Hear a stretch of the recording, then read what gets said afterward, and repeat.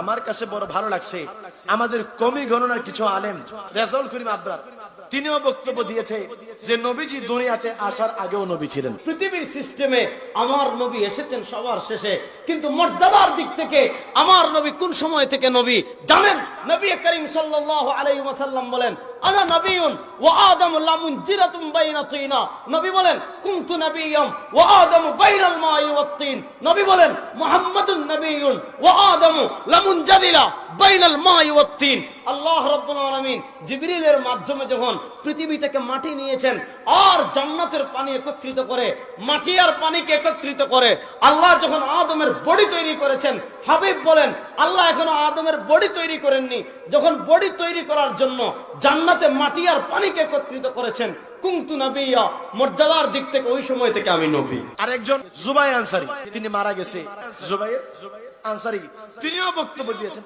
নবী কিন্তু আগ থেকে নবী। আমাদের নবী বলেন, কুনতু নাবিয়ান ওয়া কানা আদামু বাইনাল মাই ওয়াত তিন। আদম যেই সময় পেকার পানির মাঝখানে ছিল, আমি মুহাম্মদ তখনও নবী ছিলাম। আল্লাহর নবী বলেন, আউয়ালু মা খালাকাল্লাহু নূরি, আউয়ালু মা খালাকাল্লাহু রূহি।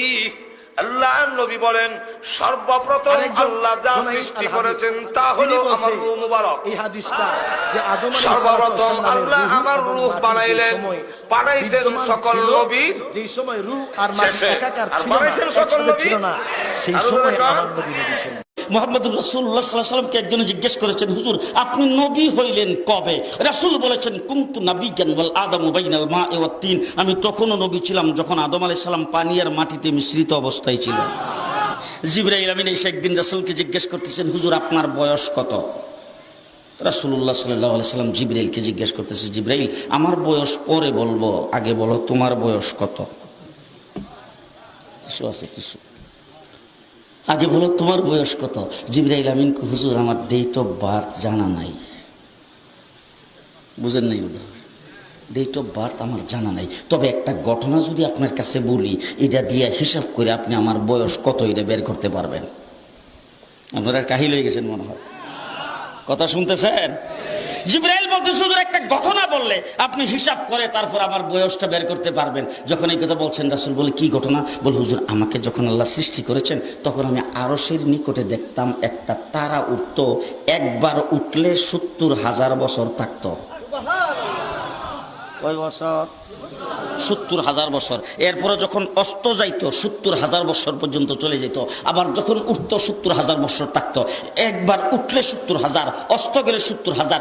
এইভাবে তারাটা উঠতে আর অস্ত যাইতে আমি ৭২,০০০ বার দেখছি। হুজুর এখন হিসাব করে আমার বয়সটা কত এটা আপনি বের করে নেন। রাসূলুল্লাহ সাল্লাল্লাহু আলাইহি সাল্লাম বলেন, হিসাব করার জন্য তো ক্যালকুলেটর মেশিন লাগবে, সেই মেশিনটা তো এখন নাই, হিসাবটা পরে করব। আগে বলো দেখি তারাটার নাম কি, কোথায় থেকে আসতো, এটার পরিচয় কি? জিবরাইল আমিন বলেন, হুজুর এই সম্পর্কে আমি কিছুই জানি না। আল্লাহর নবী বলেন, আমার কাছ থেকে জেনে নাও, যেই তারাটারে তুমি উঠতে দেখতা অস্ত যাইতে দেখতা, সেই তারাটাই ছিলাম আমি। এখন তুমি হিসাব করে বের করো আমার বয়স কত। রাসূল বলছেন, আউয়ালু মা খালাকাল্লাহু নূরি, আর এক রাওয়ায়াতে বলছেন আউয়ালু মা খালাকাল্লাহু রূহি। আল্লাহ পাক সর্বপ্রথম আমার নূরকে তৈরি করেছেন। হাদিসটা তো সহিহ না বলে